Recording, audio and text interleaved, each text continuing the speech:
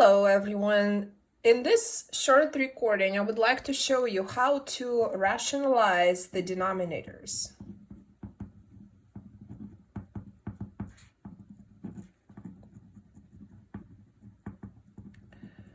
So rationalizing a denominator means removing a radical or root of any kind from the denominator of a fraction.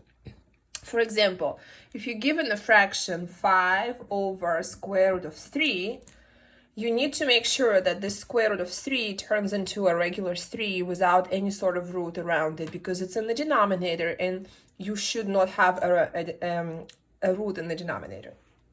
Or another example would be square root of 17 over 3. Again, so this is a fraction, and while it looks like it's one big radical, it actually can be written like so: square root of 17 over square root of 3, and then again you end up with this square root at the bottom of the fraction, which you shouldn't have, so this needs to become a regular 3. Or you may see something like this: cubed root of 54 over 25. So to show you this, I would like to remind you of something. So if you have something under let's say the square root, this is the square root because we don't have a little index here. Let's say you have something under the square root, for example, a 9.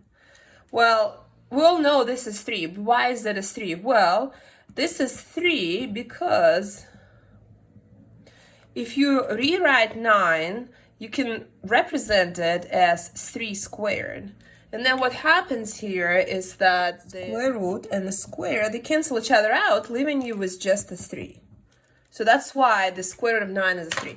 Or if you have, let's say, a square root of x squared here, again, you have a square and a square, they cancel each other out, and you're left with just an x. And it works the same way with the cubed root. So if you have, let's say, cubed root of 8. So you need to think about representing this 8 as something times itself 3 times. So we all know that 2 times 2 times 2 is 8, which means we can write that cube root of 8 is the same as cubed root of 2 cubed. And then you have the 3 and the 3 cancel each other out, leaving you with just a 2. Or let's say you have cubed root of 27. Well, what is 27? Well, 27 is 3 times 9, and 9 in turn is 3 times 3. So 27 actually consists of 3 3's multiplied by each other. So you can say that this is cubed root of 3 cubed, because 3 cubed is the same as 27. And again, here, cubed root and cube cancel each other out, leaving you with just the 3. So keeping this in mind, let's go back to rationalizing our denominators. Let's look at the first fraction here. The first fraction is 5 over square root of 3. So we want this to become a number without a square root.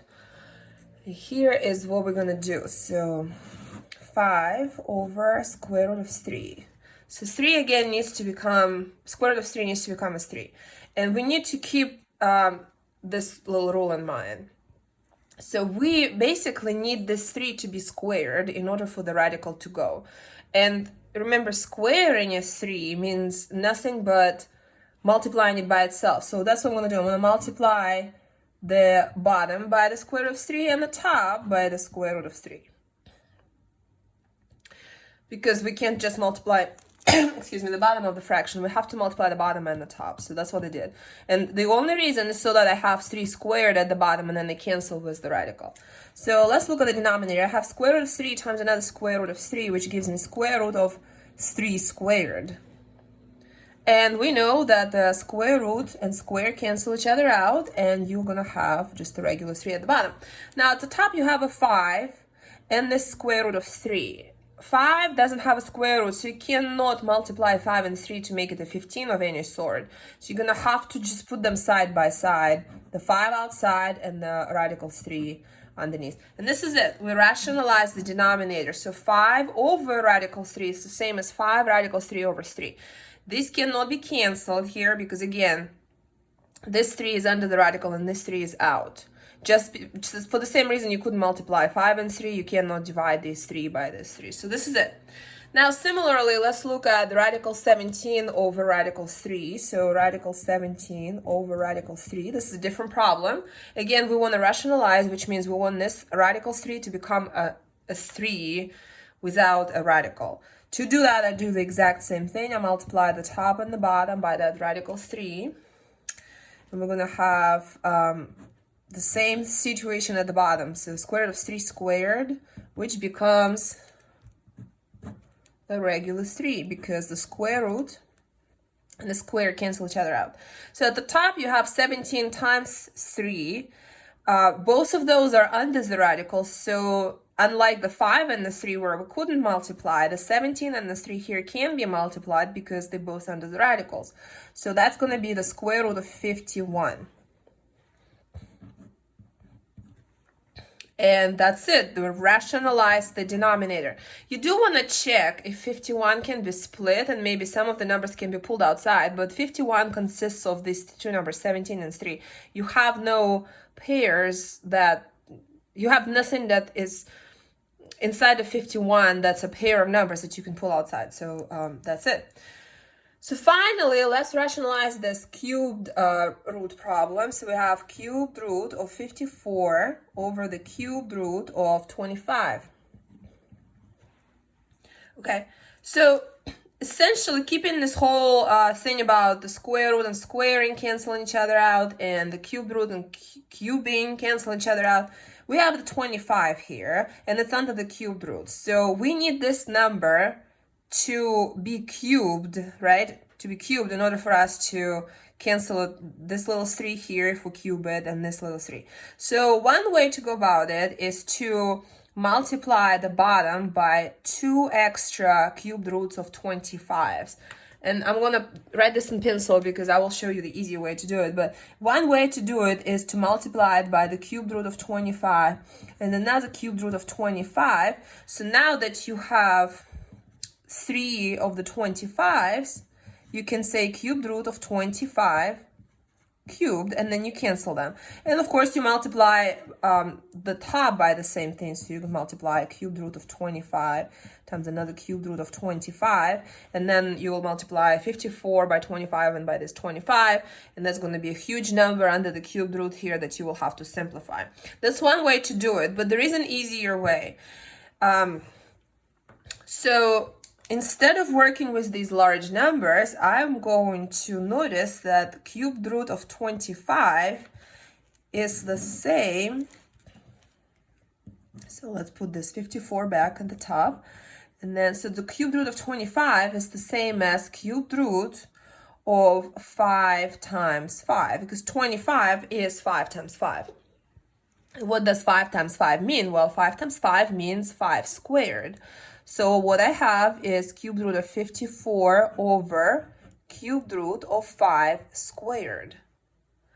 Now remember, for me to cancel the cubed root, I have to have something cubed under that root. And I already have something squared, so all I need is an extra 5 at the bottom.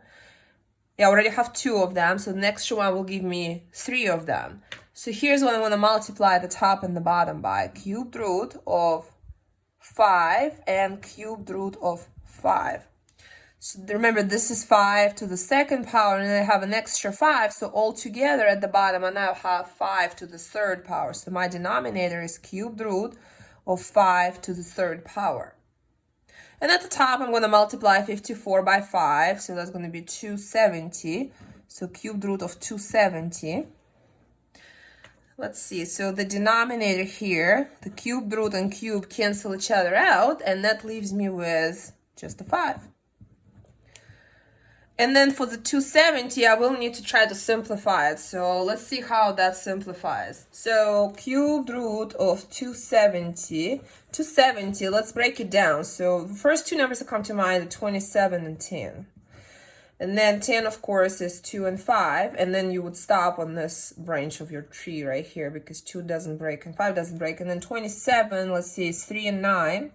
And 9 in turn is 3 and 3.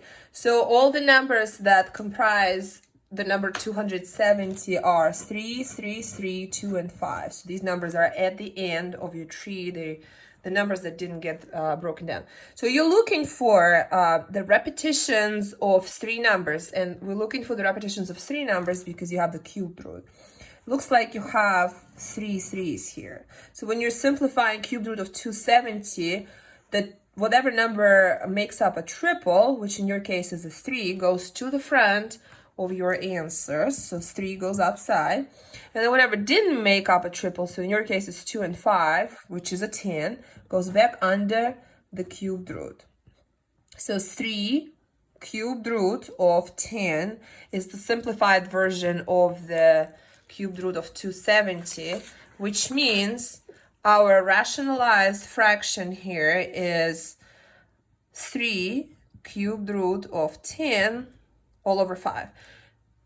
Remember, 5 and 10 cannot be simplified because 10 is under the cubed root and 5 is not. And that's how you rationalize the denominators.